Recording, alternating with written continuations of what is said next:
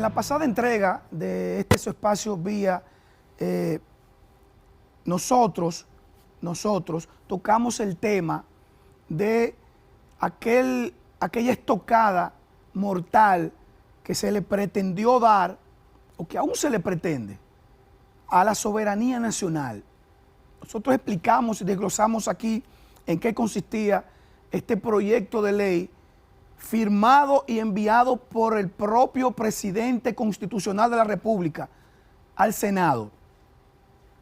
Este proyecto pretendía, entre tantas barbaries, entre tantas cosas inaceptables, que alertó a la opinión pública y todas las fuerzas vivas, en especial la valiente posición del expresidente Fernández, donde se le exigía que se retirara este mamotreto jurídico del Senado de la República. Luego de enviarse esto, que no voy a entrar en detalle porque ya ustedes todos conocen de qué se trata este proyecto de ley, ponen al muchachito demandado del gobierno central, del Poder Ejecutivo, al presidente del Senado, a dar una rueda de prensa diciendo que se iba a estudiar y que iba a ser sometido a variación, como que la población con esto se iba a subsanar, se iba a quedar tranquila.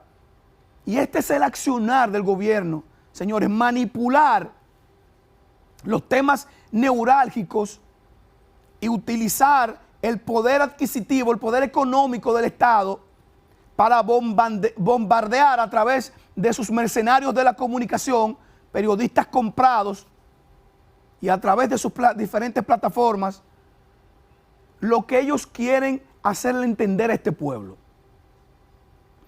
Lo más estúpido que pudo haber hecho el presidente no fue solamente someter este proyecto, sino ante la presión, ante la posición del presidente Fernández, admirable, heroica, ante la presión popular de este pueblo, diciéndole que cómo es posible que no solamente se esté introduciendo la prohibición a la deportación de haitianos, sino también una carga impositiva para las empresas y las personas jurídicas, para que nosotros mantengamos a los haitianos en campos de refugiados por presión internacional.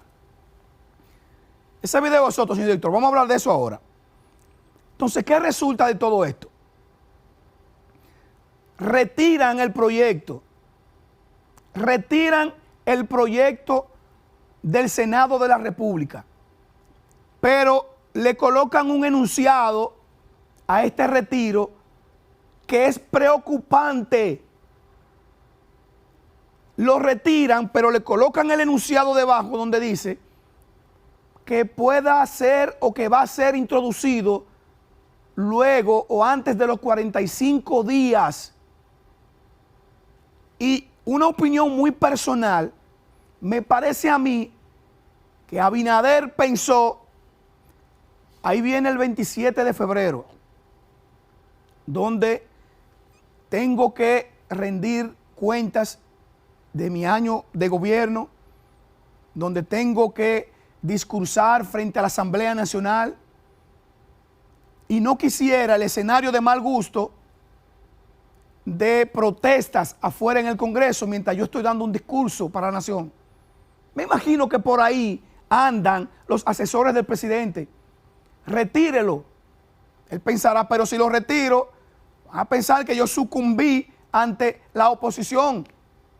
Luego de ese discurso del presidente Fernández en televisión nacional, luego de ese escrito, de ese hilo que abrió en Twitter, donde desglosó técnicamente desglosó punto por punto las inconstitucionalidades que tenía ese proyecto de ley, las aberraciones que contenía ese mamotreto jurídico que envió el presidente al Senado, en franca en franco atropello a nuestra soberanía nacional, a nuestra libertad, que costó sangre de cientos de dominicanos que vertieron su sangre para que nosotros hoy tengamos y gocemos de la libertad que tenemos, y el presidente atenta contra esto.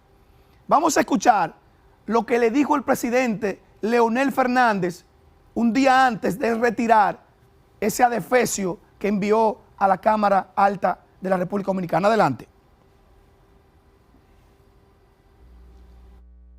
A los pocos minutos de haberle solicitado en forma pública al presidente Luis Abinader el retiro del infausto proyecto de ley sobre trata de personas, explotación y tráfico de migrantes que había remitido al Congreso Nacional y que con anterioridad lo habían reclamado en forma airada distintos sectores de la vida nacional, el gobierno ha respondido en forma positiva, indicando que así lo hará.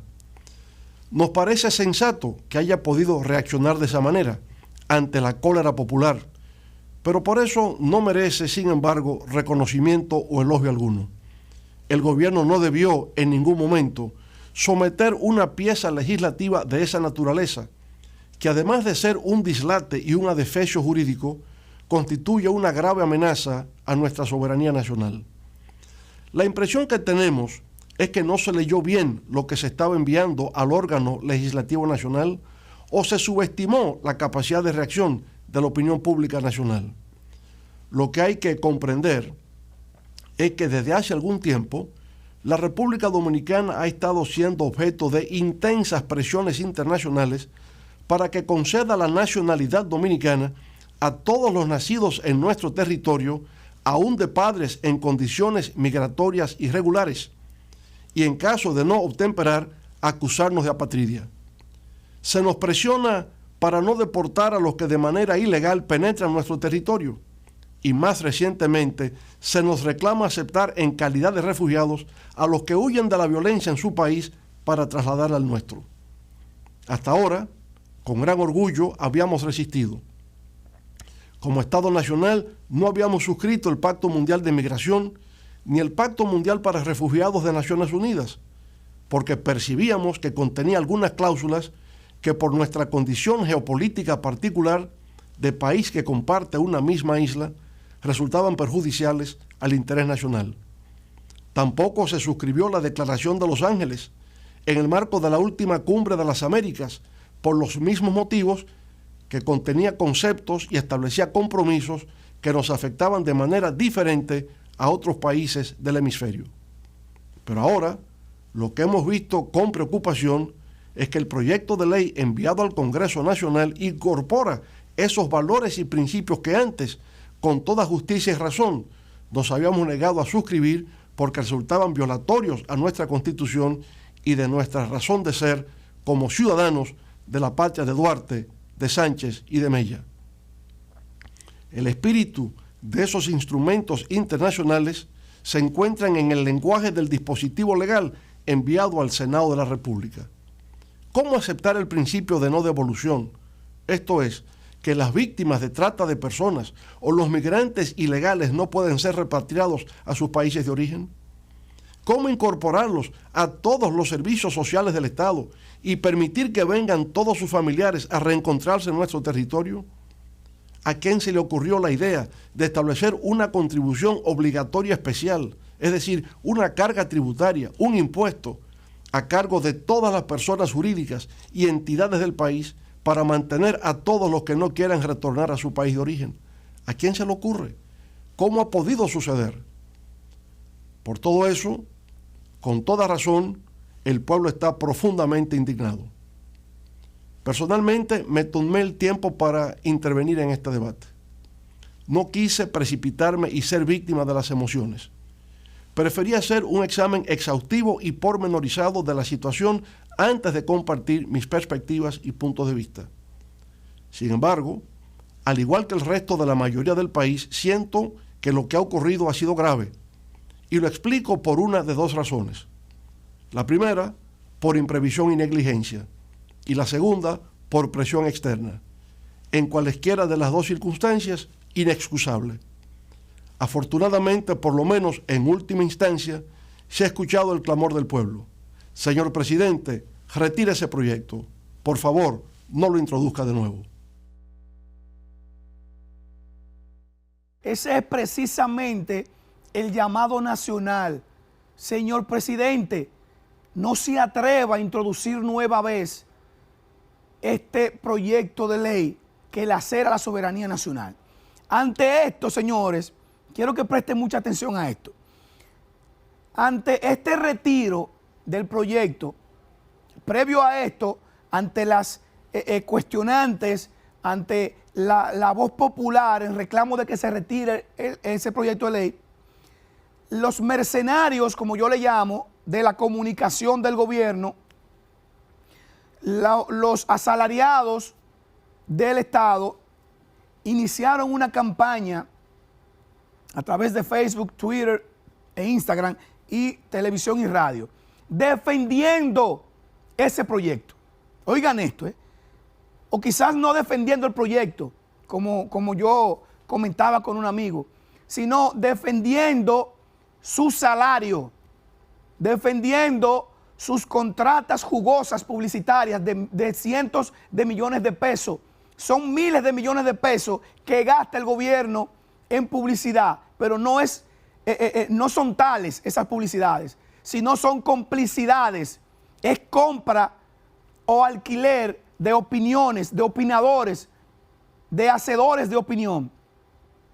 Eso es lo que se trata de esto. Entonces, iniciaron esa campaña defendiendo ese proyecto. Una vez el presidente lo retira, cambian la narrativa. ¿Saben ustedes cuál fue el discurso con el que bombardearon las redes sociales? Que el presidente escucha. Oigan qué aberración para defender el sueldo. Que el presidente escucha. Y el presidente hizo alguna vista pública. El presidente llamó a la clase política nacional a sentarse en una mesa de diálogo para este proyecto. ¿Y a quién escuchó él para someterlo, para enviarlo a la Cámara del Senado? Esa narrativa ya está desgastada. Lo mismo salen a decir cada vez que el presidente, por su incapacidad, intenta atropellar a este pueblo con alguna medida.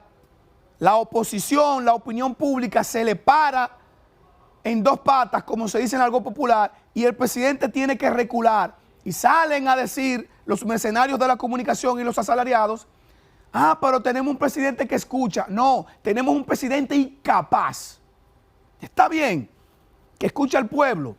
Si hay alguna situación en la que el pueblo dice, mire, no debe hacerlo, eso nunca debió llegar al Senado. Porque eso raya en lo peligroso. Nunca debió llegar al Senado. Pero ok, lo retiró. Ojalá y yo equivocarme y que no sea para él tener un 27 de febrero libre de protestas frente al Senado, donde él va a estar en la asamblea, y que luego de esto, a la siguiente semana, agarre e introduzca nueva vez este proyecto de ley. El pueblo va a estar vigilante. El pueblo va a estar vigilante, porque todo lo que contiene ese proyecto de ley, desde la primera letra hasta la última, es contraproducente. Lacera los intereses nacionales de nuestra soberanía. Entonces, ¿qué van a decir entonces los mercenarios y asalariados? Primero defendían el proyecto, el presidente lo retira, salieron con el discurso de que él escucha a este pueblo. El presidente, cada vez que intenta hacer algo, que recula, ese es el discurso. Ustedes recordarán aquella famosa reforma fiscal que el presidente tanteó para introducirse a este pueblo por el costado. Y el presidente Fernández salió y le dijo que si se estaba volviendo loco, que cómo es posible, que en qué cabeza cabe pensar en una reforma fiscal a un pueblo recién saliendo de un estado de cuarentena, de emergencia, sin producir, consumiendo lo poco que se tenía guardado. ¿Que en qué cabeza cabe eso? Ahí el presidente le dio para atrás. Salieron las bocinas asalariados y mercenarios de la comunicación a vender que el gobierno escucha a su pueblo, que por primera vez tenemos un presidente que escucha. Hicieron el disparate que quisieron hacer aquí en la capital de prohibir las discotecas y los bares y los restaurantes después de las 12 de la noche porque no tuvieron la capacidad de lidiar y de frenar la delincuencia y quisieron cargarle el dado a la clase empresarial de los centros nocturnos y volvieron y recularon. Ah, no, tenemos un presidente que escucha. Lo mismo pasó cuando quisieron ponerle un gravamen a las compras por internet. Ah, no, el presidente escucha, porque cada disparate que se le ocurre y que el pueblo le hace entender que está equivocado, que está mal, que está errado, ahí le da para atrás. Entonces es porque tenemos un presidente que escucha o porque tenemos un presidente incapaz de planificar antes de pretender ejecutar. Voy a dejar esa pregunta en el aire para que ustedes se la respondan en sus hogares. Vamos a nuestra siguiente pausa. Al retorno, vengo con informaciones importantes de la Fuerza del Pueblo y del sector externo.